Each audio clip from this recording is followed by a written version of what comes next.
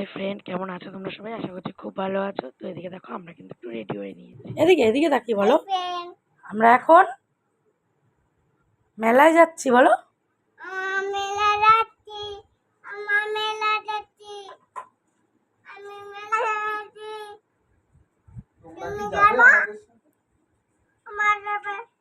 বলো আবার একটু পরে দেখা হবে। বলো,